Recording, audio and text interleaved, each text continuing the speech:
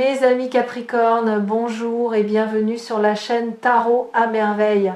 Pour votre tirage général, ceux qui me découvrent, soyez les bienvenus. J'espère que vous allez bien. Allez, c'est parti. Écoutez-moi bien.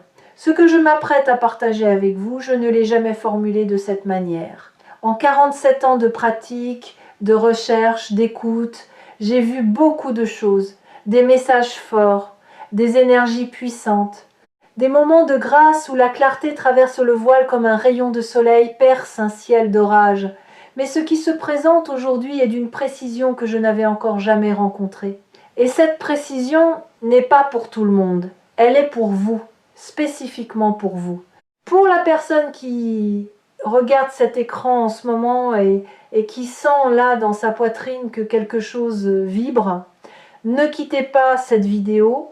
Ce qui suit va assembler des pièces de votre vie que vous pensiez n'avoir aucun lien entre elles.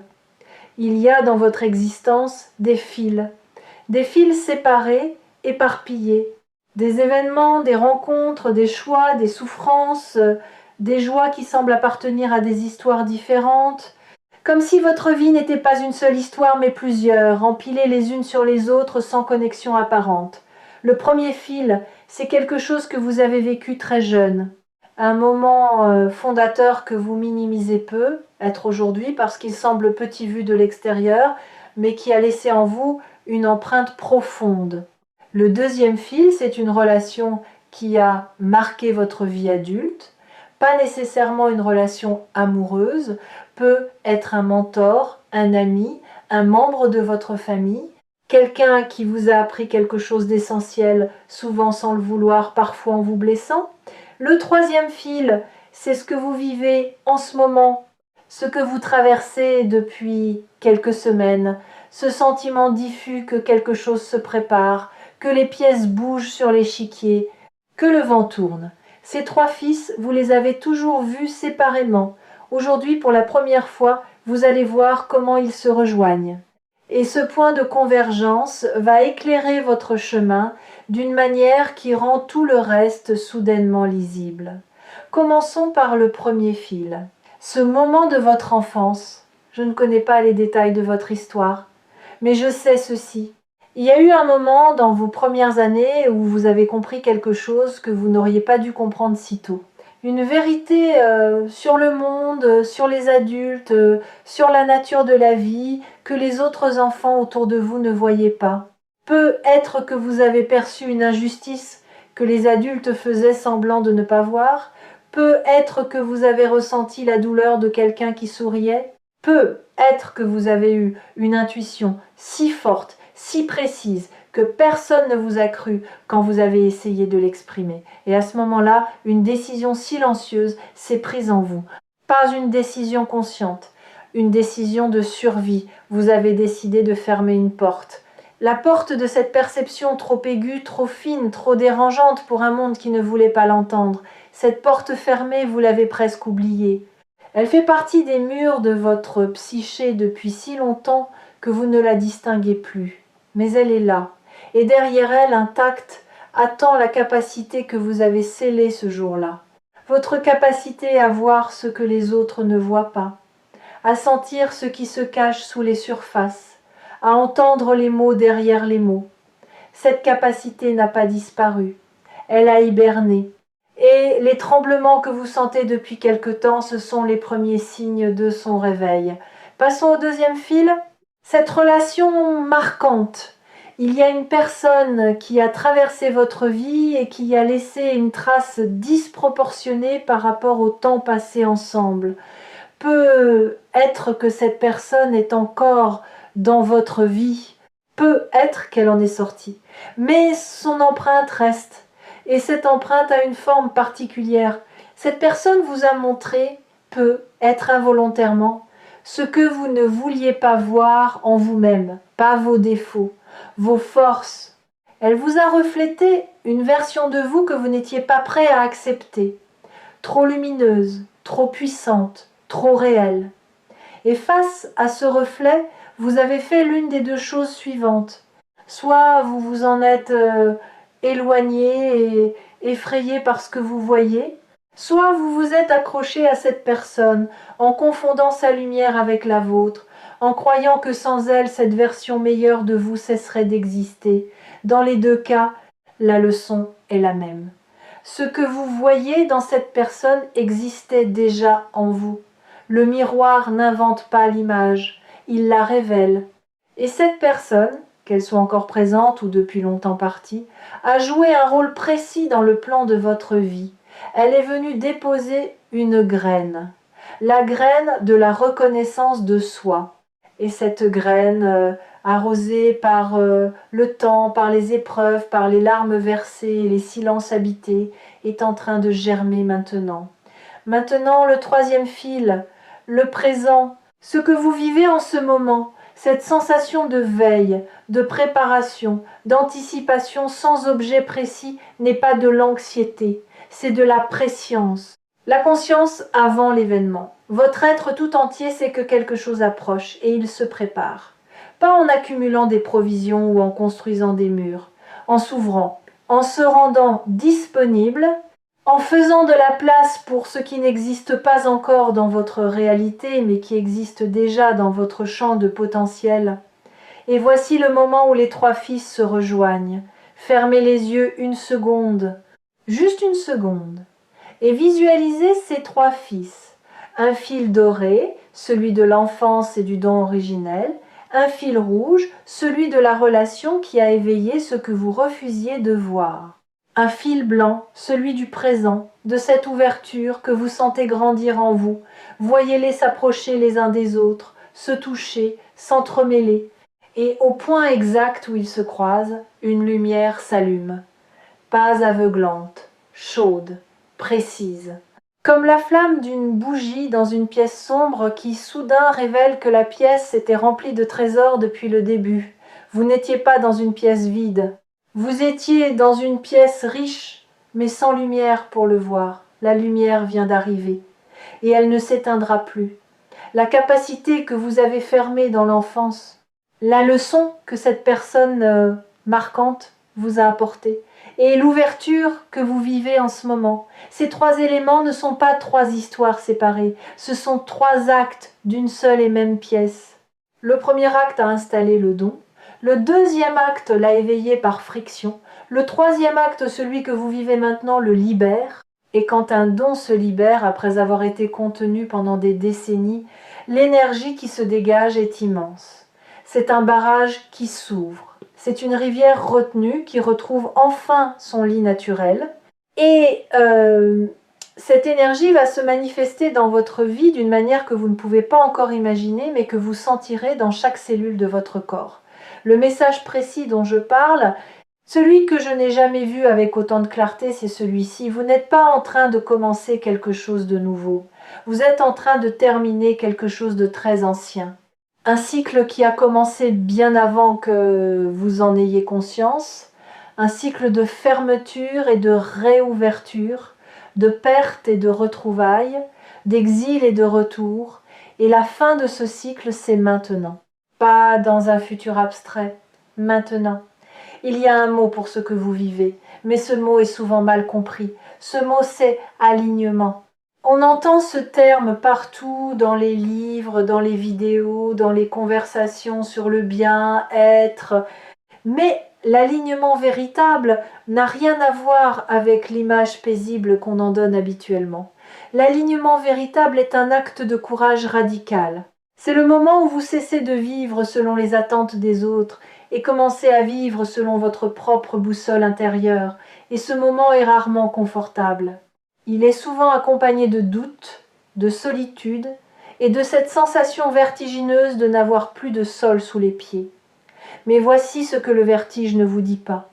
Vous n'êtes pas en train de tomber, vous êtes en train de voler. Pour la première fois, et ceux qui n'ont jamais volé confondent toujours l'envol avec la chute. Je veux m'arrêter un instant sur cette confusion, parce qu'elle est au cœur de ce que beaucoup d'entre vous traversent. Vous sentez que quelque chose se détache, que des certitudes qui vous portaient depuis longtemps perdent leur solidité, que des repères familiers deviennent flous. Et votre mental interprète ce détachement comme un effondrement, comme si vous perdiez pied, comme si tout ce que vous aviez construit se défaisait. Mais ce qui se défait, ce ne sont pas vos acquis, ce sont vos limitations, ce ne sont pas vos forces qui vacillent, ce sont vos chaînes qui se desserrent. Et quand des chaînes se desserrent, il y a toujours un moment de déséquilibre. Ce moment où le poids que vous portiez disparaît soudainement et où votre corps, habitué à compenser, titube. Ce n'est pas de la faiblesse, c'est le premier instant de liberté. Et la liberté, au début, ressemble étrangement au vide. Vous avez peu, être aussi remarqué que vos priorités se réorganisent d'elles-mêmes. Des choses qui vous semblaient essentielles il y a quelques mois vous paraissent aujourd'hui secondaires. Des préoccupations qui occupaient tout votre espace mental se sont réduites, comme des meubles trop encombrants qu'on aurait poussés contre les murs pour libérer le centre de la pièce. Et dans cet espace central libéré, quelque chose de neuf émerge.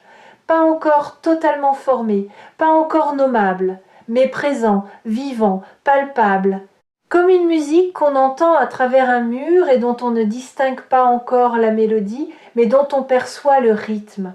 Ce rythme, c'est le vôtre, votre rythme propre.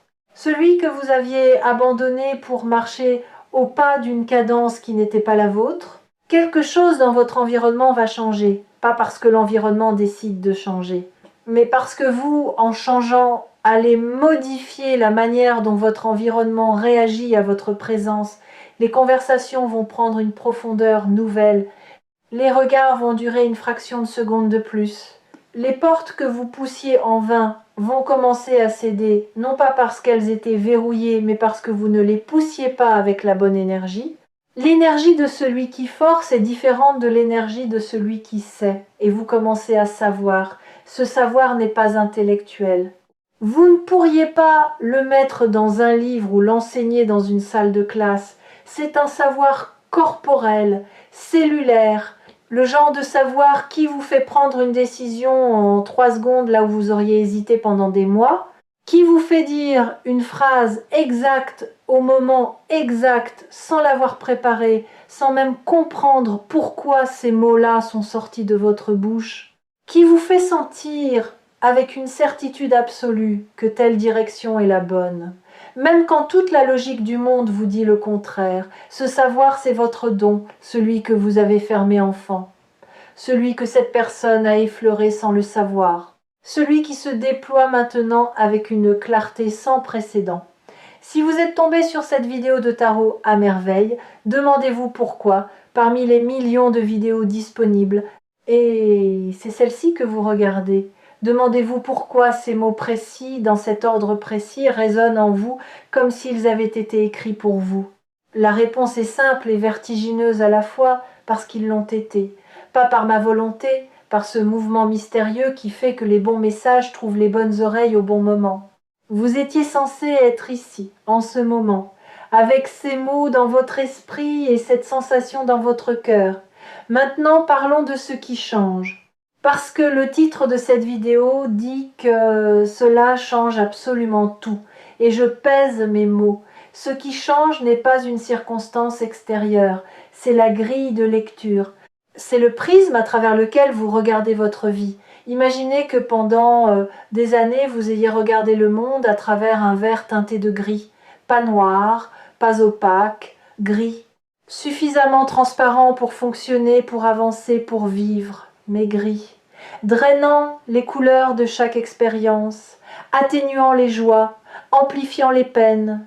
Et ce matin ou cette nuit ou dans quelques heures, ce verre va tomber, pas parce que quelqu'un vous l'enlève, parce que vous en avez plus besoin, parce que vos yeux intérieurs sont enfin assez forts pour supporter la lumière directe, et cette force, vous ne l'avez pas acquise en un jour. Vous l'avez construite sans le savoir, à chaque épreuve traversée, à chaque deuil accompli, à chaque fois que vous avez choisi de vous relever alors que tout vous invitait à rester au sol. Chaque levée a été un entraînement. Et maintenant, vos yeux sont prêts. Et quand ce verre tombera, vous verrez votre vie telle qu'elle a toujours été, pas telle que la peur vous la montrait, pas telle que la blessure la colorait, telle qu'elle est, avec toute sa beauté brute, avec ses imperfections qui ne sont pas des défauts, mais des signatures, avec ses manques qui ne sont pas des vides, mais des espaces de croissance, avec ces mystères qui ne sont pas des menaces, mais des invitations, et vous verrez les gens différemment aussi. Les masques que les autres portent vous apparaîtront avec une netteté nouvelle, non pas pour juger, pour comprendre, pour saisir que chaque personne autour de vous mène sa propre bataille silencieuse, porte sa propre porte fermée, attend sa propre convergence. Et cette compréhension, loin de vous isoler, va vous rapprocher des autres d'une manière plus profonde que jamais, parce que la vraie connexion ne naît pas de la perfection partagée. Elle naît de la vulnérabilité reconnue. Il y a un aspect de tout cela que je dois aborder avec délicatesse. Le message précis que j'ai perçu concerne aussi quelque chose que vous n'avez dit à personne. Un désir que vous portez en silence. Pas un désir matériel, un désir d'être, un désir de vivre d'une certaine manière, de vous réveiller le matin avec un certain sentiment, d'être regardé d'une certaine façon, d'occuper un certain espace dans le monde. Ce désir, vous le considérez comme impossible, trop grand pour vous, trop beau pour votre histoire, trop lumineux pour quelqu'un qui a connu autant d'ombres. Et c'est là que le message est le plus précis. Ce désir n'est pas trop grand pour vous. Vous êtes trop petit pour lui, pas en essence, en permission. Vous ne vous êtes pas encore donné la permission d'être aussi grand que votre désir le demande. Vous vivez dans un espace réduit, un espace que vous avez dessiné vous-même en fonction de ce que vous pensiez mériter, et ce dessin est devenu votre prison dorée, confortable, familière, mais étroite, terriblement étroite pour l'être que vous êtes en train de devenir. Le message d'aujourd'hui vous dit « redessinez les murs, poussez-les, abattez-les s'il le faut ». L'espace que vous occupez dans le monde doit correspondre à l'espace que vous occupez dans votre propre cœur. Et votre cœur, lui, n'a pas de mur. Savez-vous ce qui se produit quand un être humain cesse enfin de se contenir, quand il arrête de rétrécir pour entrer dans les cases que le monde lui propose? Il devient magnétique, pas dans le sens superficiel du charisme de scène ou de l'assurance fabriquée, magnétique dans le sens originel du terme. Il attire à lui ce qui lui correspond et repousse naturellement ce qui ne lui correspond pas, sans effort, sans stratégie, par simple résonance. Les bonnes personnes se rapprochent, les mauvaises circonstances s'éloignent, les opportunités apparaissent dans des endroits inattendus, et tout cela ne vient pas d'un pouvoir mystique. Cela vient du fait qu'un être aligné émet un signal clair, et un signal clair reçoit des réponses claires, tandis qu'un signal brouillé, celui de quelqu'un qui vit selon les attentes des autres, ne reçoit que du bruit. Votre signal est en train de se clarifier. C'est peut être la transformation la plus importante de toute votre vie. Et elle se produit si silencieusement que même vous ne la mesurez pas encore pleinement. Mais les effets vont devenir visibles dans vos relations, dans votre travail, dans votre rapport à vous-même, dans la manière dont les gens réagissent à votre présence. Vous allez remarquer des changements subtils, des sourires qui durent un peu plus longtemps, des propositions qui arrivent sans que vous les ayez sollicitées, des conversations qui prennent spontanément une profondeur que vous n'aviez pas initiée. Ce sont les premiers échos de votre nouveau signal, les premières réponses à la fréquence que vous émettez désormais. Je veux vous parler de la peur qui va se manifester, parce qu'elle va se manifester pas comme une attaque, comme un test, le dernier test avant le passage. Quand vous êtes sur le point de franchir un seuil important dans votre évolution, la peur se présente sous sa forme la plus sophistiquée. Elle ne vient plus comme une terreur brute. Elle vient déguisée en prudence, en sagesse, en bon sens. Elle vous dit des choses raisonnables, des choses que tout le monde autour de vous approuverait. Attends encore un peu, ce n'est pas le bon moment, tu n'es pas encore prêt, sois réaliste. Et c'est justement parce que ces arguments semblent si raisonnables qu'ils sont si dangereux, Parce que la raison est parfois l'outil le plus efficace de la peur. Alors comment distinguer la véritable prudence de la peur déguisée? Il y a un test simple. La prudence vous ralentit mais ne vous arrête pas. La peur vous paralyse. La prudence dit « allons-y doucement ». La peur dit « n'y allons pas ». Si ce que vous ressentez face à une décision est un ralentissement, c'est de la sagesse. Si c'est un blocage total, un mur de rationalisation qui s'empile sur lui-même pour justifier l'immobilité, c'est la peur. Et face à la peur, la seule réponse qui fonctionne n'est pas le combat, c'est la traversée. On ne vainc pas la peur en la combattant, on la dépasse en marchant à travers elle. Et de l'autre côté, toujours, se trouve exactement ce que la peur essayait de vous empêcher de rejoindre. Ce qui se passe dans votre vie en ce moment est le résultat de 47 ans de pratique concentrés en un seul point de clarté, et ce que cette clarté révèle est limpide. Les fidèles de tarot à merveille savent reconnaître les moments où un message les traverse plutôt que de simplement les effleurer. Et ce message-ci traverse, il va profond, il touche des couches que vous protégiez depuis longtemps. Laissez-le faire son travail. Il y a quelque chose que je veux que vous fassiez après cette vidéo. Pas un rituel compliqué. Pas une méditation de 2 heures. Quelque chose de simple mais de profondément significatif. Trouvez un moment de silence. 5 minutes. Peut être ce soir. Peut être demain matin avant que le monde ne se réveille. Et dans ce silence, posez-vous une seule question. Pas à votre mental, à votre cœur. La question est celle-ci. Si je n'avais peur de rien, qu'est-ce que je ferais dès demain? Ne cherchez pas la réponse. Laissez-la venir. Elle viendra peu, être sous forme de mots, d'images, de sensations. Peu, être pas pendant le silence lui-même, mais après, sous la douche, en conduisant, en pleine conversation avec quelqu'un. Elle surgira au moment où vous ne l'attendrez plus, et quand elle surgira, vous la reconnaîtrez immédiatement. Pas parce qu'elle sera spectaculaire, mais parce qu'elle sera vraie, d'une vérité qui ne nécessite aucune justification, qui se suffit à elle-même, qui tient debout sans argumentation. Cette réponse est le prochain pas le grand plan, pas la stratégie sur 10 ans. Le prochain pas, un seul. Et ce seul pas, posé avec conscience et courage, contient en lui tous les pas qui suivront. Comme un gland contient un chêne entier. Comme un premier mot contient un livre entier. Le potentiel total de votre transformation est concentré dans ce geste unique que vous ferez quand la réponse vous aura trouvé. Les 3 fils de votre vie, celui de l'enfance, celui de la relation marquante, celui du présent, sont maintenant tressés. Ils forment une corde solide, une corde qui ne vous tire pas vers le haut par la force, une corde qui vous soutient pendant que vous grimpez, à votre rythme, avec vos mains, avec votre souffle, avec la dignité de celui qui sait que l'ascension lui appartient. Personne ne peut faire ce chemin à votre place, mais personne ne peut non plus vous empêcher de le faire, pas même vous.